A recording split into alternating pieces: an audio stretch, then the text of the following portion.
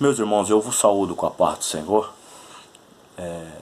Estaremos dando início a mais um subsídio teológico da Escola Bíblica Dominical, a lição bíblica segundo trimestre de 2019, que tem sobre tema principal o tabernáculo, símbolos da obra redentora de Cristo.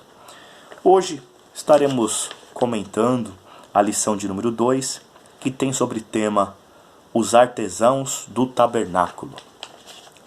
O intuito deste comentário é um comentário rápido a respeito da revista para esclarecer ou apontar alguns tópicos interessantes a ser discutido. Essa lição será ministrada no dia 14 de abril de 2019. Amém? Vamos lá. Tópico 1, que diz homens especiais para serviços especiais. Aqui a gente já vê que Deus ele chama 2 homens para executar a sua obra.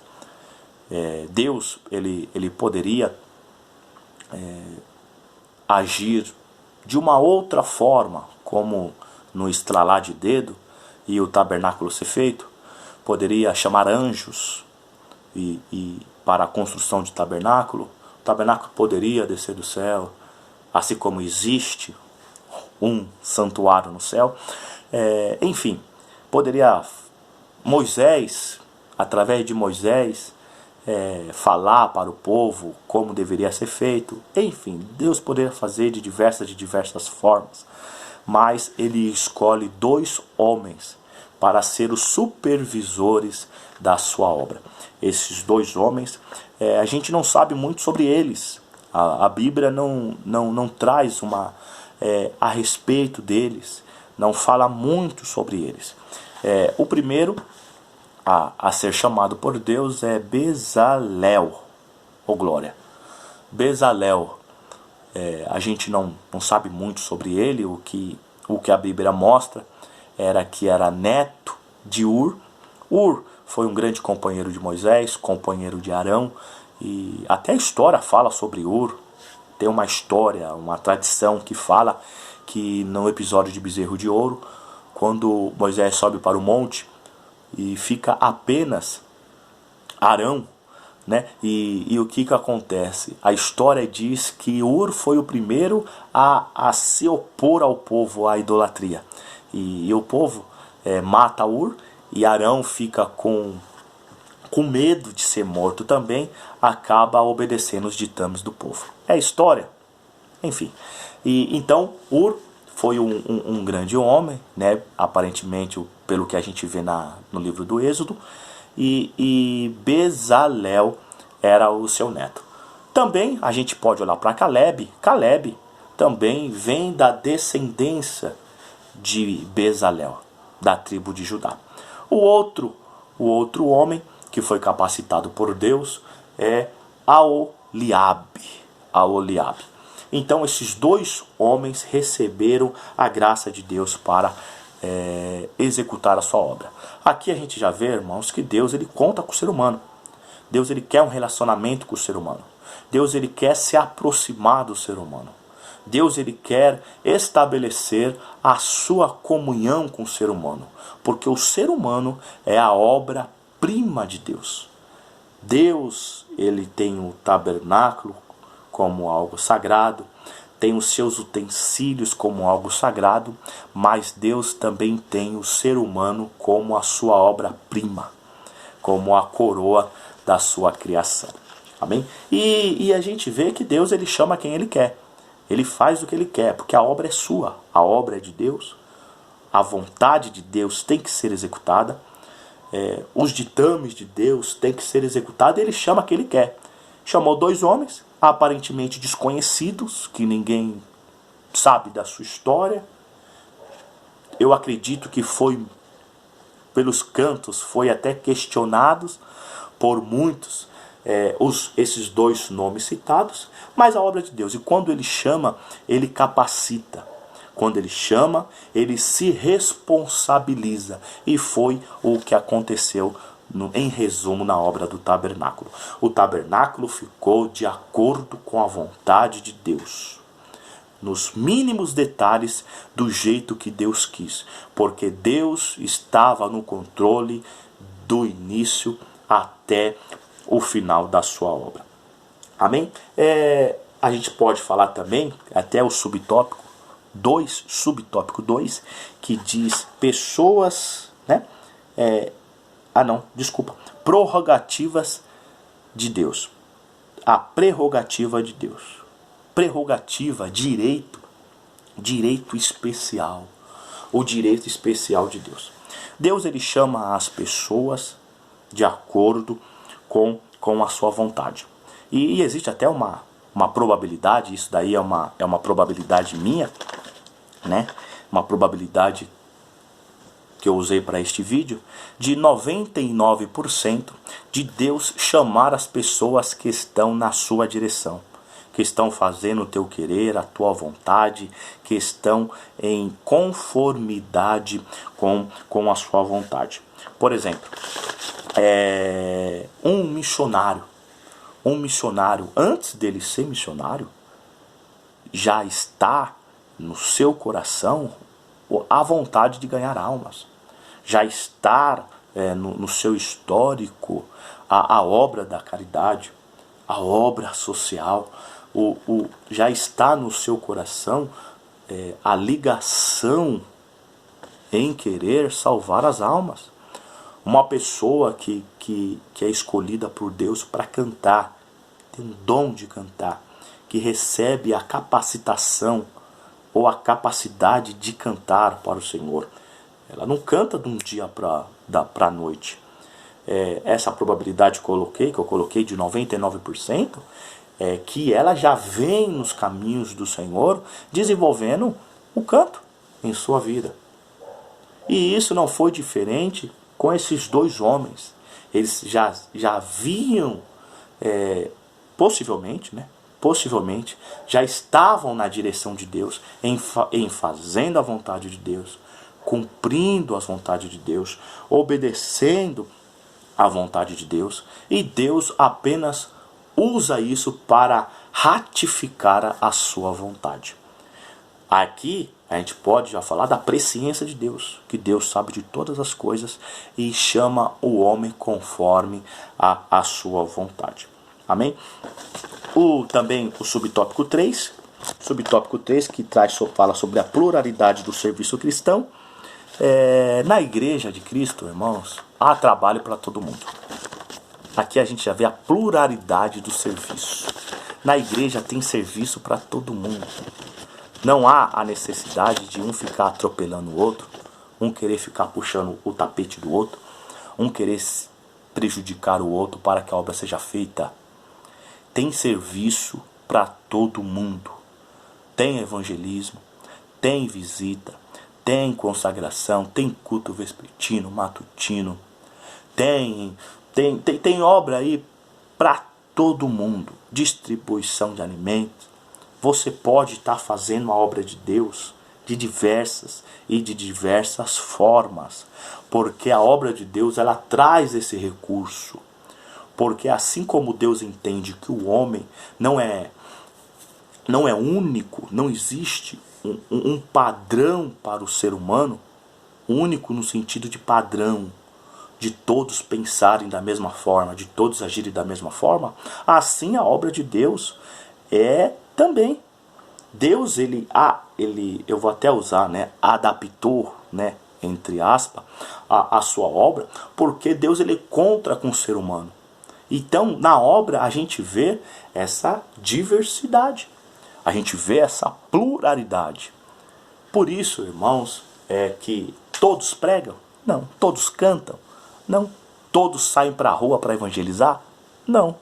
Mas tem trabalho para todos. Tem trabalho para todos. Jesus Cristo disse, né, que a gente deve orar a Deus, pedir para Deus para que Ele envie ceifeiros, porque grande é a seara. E aqui a gente já vê também o companheirismo. Deus chamando dois. Chamou Bezael e Aholiabe para fazer a sua obra. Chamou os dois. Quando se trata disso, desse companheirismo, dessa união humana na obra, isso é fundamental. Por quê? Porque a gente pode ter duas ramificações para isso. A primeira é a supervisão, e a segunda é o companheirismo. Na supervisão, a gente entende que a obra de Deus ela precisa de um supervisor. E aí, meu amigo, o tempo é curto e a corda aqui também é curta, porque o poço é até chegar no fundo do poço. Porque a gente, entrando por esse lado de que a obra precisa de um supervisor, e o maior supervisor, ou um dos maiores supervisor, ou o supervisor que está mais em evidência é o pastor, a gente pode estar comentando sobre várias coisas. Os presbíteros da época, os anciãos da época, os bispos que estavam para supervisionar a obra do Senhor. Poderíamos ir por esse lado, mas devido às nossas limitações, vamos ficar apenas no pastor, que é, no momento, na Assembleia de Deus, como o supervisor principal da obra. O pastor, ele tem a supervisão da obra de Deus. E assim como foi com esses dois homens, Deus falando com esses dois homens, Deus capacitando esses dois homens, para esses dois homens delegarem tarefas, é o que acontece com o pastor de nossa igreja.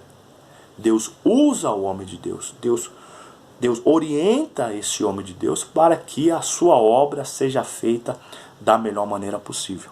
É óbvio, estamos falando a grosso modo, porque Deus ele usa a todos. Deus ele usa a todos. Não quero que os irmãos tenham isso como algo negativo. Mas o pastor, o anjo da igreja, é aquele que está na direção do trabalho. Amém? E se falando do companheirismo, a gente sempre vai ver dois na Bíblia. Um número par. Jesus mesmo orientou para que os seus discípulos não andassem sozinhos. Amós, capítulo 3, versículo 3, diz como andarão dois, sendo que não estão de acordo. A obra de Deus tem que ser feita de acordo, tem que ser feita na harmonia. Eclesiastes, capítulo 4, versículo 10, diz que é melhor ser dois do que ser um. Se algum cair, o outro levanta. Então, nesse tópico 1, a gente comenta sobre essas coisas, sobre a obra de Deus, sobre a união entre Deus e o homem, sobre o companheirismo, sobre a supervisão e sobre a capacitação de Deus na vida do ser humano. Amém? Sobre o tópico 2, aliás, que fala sobre cheio do Espírito, sabedoria, entendimento e ciência. Irmãos, sem o Espírito Santo, nós não conseguimos fazer a obra de Deus. O Espírito Santo é o carro-chefe, o Espírito Santo é o que dá gasolina, o Espírito Santo é o que dá o combustível à obra de Deus. Sem o Espírito Santo nós não conseguimos fazer nada. E homens estão quebrando a cara porque querem enfrentar a obra de Deus, querem fazer a obra de Deus sem a atuação do Espírito Santo. E sem o Espírito Santo não dá. A gente vê isso com esses dois homens. Eles eram uma pessoa, poderia ter entendimento, sabedoria, poderia ter. Mas quando o Espírito de Deus desceu sobre eles, os capacitou, eles se tornaram uma nova criatura. Se tornaram pessoas diferentes para realizar a obra de Deus. A obra de Deus ela é feita com, eu já falei essa palavra, mas com duas ramificações também. Nesse tópico, a habilidade humana e a habilidade divina. Qual delas vale mais? Depende da situação. Qual delas se identifica mais? Qual delas está mais em evidência? Depende da situação. Porém, a habilidade divina, ela tem que estar sobre.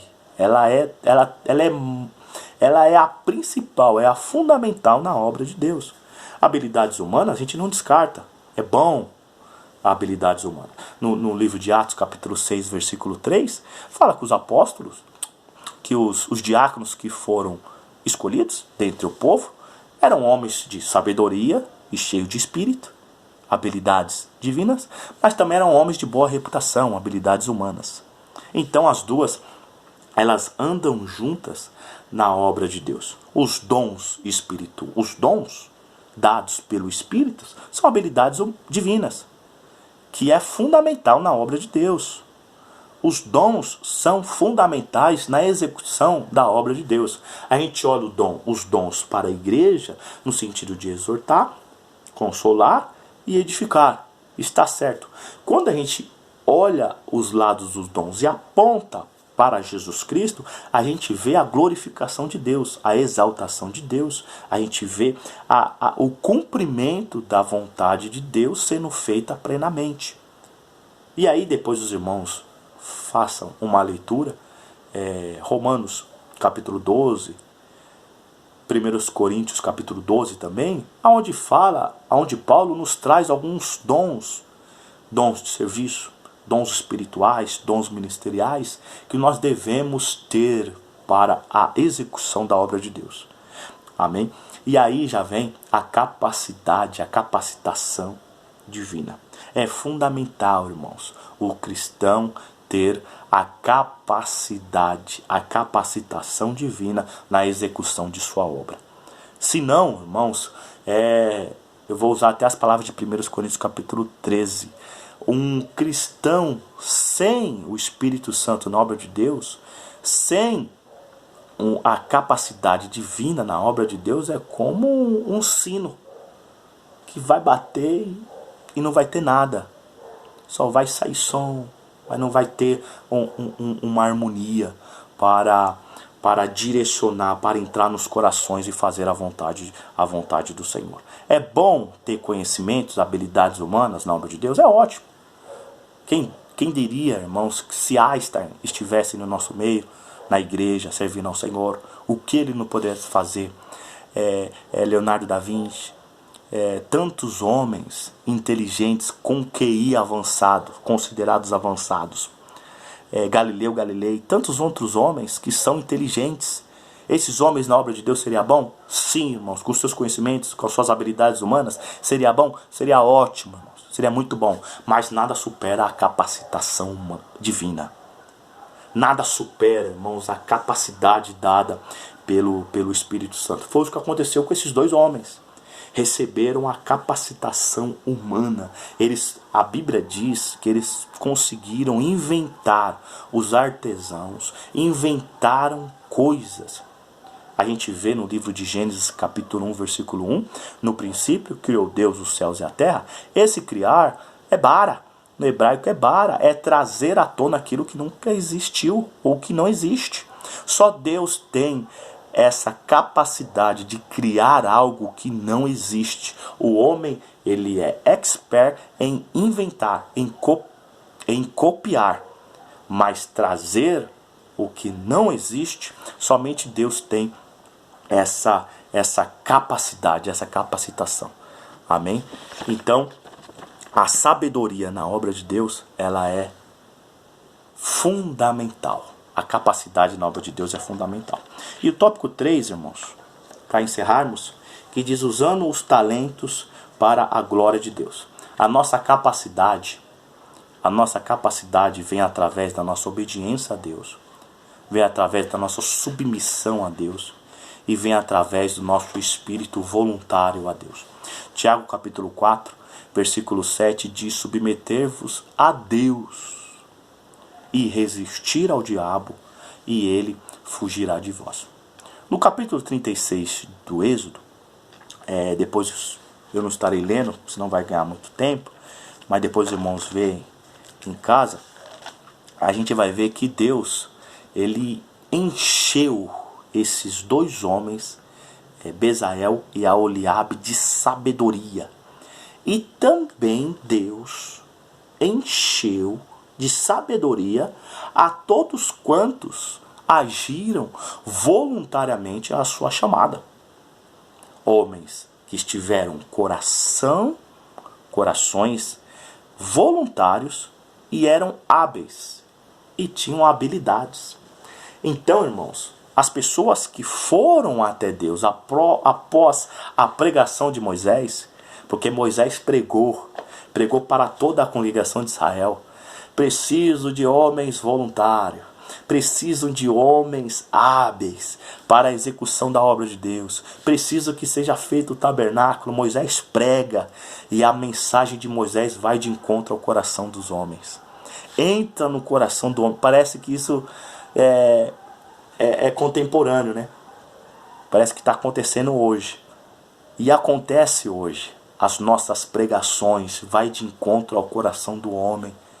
Porque só o Espírito Santo tem o poder para convencer o homem do pecado, da justiça e do juízo. E Moisés falou, o Espírito direcionou a palavra de Moisés aos corações dos homens. E aí nasceram homens voluntários. Homens que já eram hábeis, que já tinham habilidades. Mas a Bíblia diz que esses homens que já tinham habilidades, Deus os capacitou mais ainda. Porque somente com a sabedoria humana, irmãos, a obra de Deus não pode ser feita. Não consegue ser feita. Não consegue ser feita. E para encerrar, a gente vê a respeito da parábola do talento. Mateus capítulo 25. Tem um tempinho ainda. Mateus 25, versículo 14 e 15, que diz assim: Por isto é também como um homem que, partindo para fora da terra, chamou os seus servos e os entregou os seus bens. A um deu 5 talentos, a outro deu 2, a outro deu um, a cada um segundo a sua capacidade, e ausentou-se para longe. Jesus, irmãos, ao trazer esta parábola, ele expressa que na igreja, que na obra de Deus, no reino de Deus, tem homens talentosos. E esse talento vem de Deus. Homens desenhistas, homens pedreiros que têm habilidades com a colher de pedreiro, com a enxada, com a pá. Homens engenheiros, encanadores. Enfim, tem diversos homens que têm talentos seculares, que é dado por Deus. Mas não se esqueçamos que na obra de Deus também precisa ter homens com capacidades divinas. O reino de Deus também necessita de homens que tenham capacitação divina. E esses, quem são? Esses são os pastores, são os mestres, são os pregadores, são os ensinadores, são os supervisores, são os homens que são capacitados por Deus para a execução da sua obra. Andamos juntos, irmãos. Andamos juntos com talentos dados por Deus, seculares, e usamos esses talentos na obra do Senhor com um super talento, vou dizer assim, divino. É como se nós pudéssemos utilizar a palavra sobretudo, que Paulo utiliza em se tratando do amor.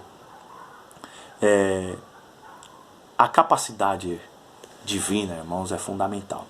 O apóstolo Paulo disse: não que nós sejamos capazes por nós mesmos, mas a nossa capacitação, a nossa capacidade vem de Deus. Esses 2 homens aparentemente poderiam mexer com artesanato, sim, mas não poderiam fazer isso com seus próprios conhecimentos. Você que canta, você que prega, você que ensina, você que tem a habilidade de conversar com almas, você que tem a habilidade de convencer a alma, você que consegue fazer um trabalho lindo de organização, PowerPoint, Excel, Word, na casa de Deus, você que faz trabalho de iluminação e tantas outras coisas habilidosas, tem facilidade de executar serviço para Deus, entenda que isso é um dom, é um talento que Deus te deu. Só que usa este talento debaixo da vontade de Deus. E tenha sempre em mente que este talento, que esta capacitação é dado por Deus. E Deus merece ser glorificado com isso. Deus merece ser honrado com isso. Aholiabe, Bezalel usaram os seus talentos na obra do Senhor, para a glorificação do nome do Senhor. E nessa parábola que a gente leu, os três mordomos, que aqui também entra a mordomia cristã, os 3 mordomos receberam talentos. Tudo indica que todos na casa de Deus têm talentos. Todo mundo tem um ou mais talento. Todo mundo tem a capacidade de trabalhar para o Senhor. Basta ouvir a mensagem de Deus e ter um espírito voluntário e usar as suas habilidades na mão do Senhor. Na mão do Senhor. Que Deus possa nos abençoar e que essa lição seja uma lição muito proveitosa para nós, tendo em vista que Deus ele chama o homem para trabalhar junto com ele e o homem chama a Deus para o orientá-lo. Amém? Que Deus possa abençoar a todos em nome de Jesus. Amém.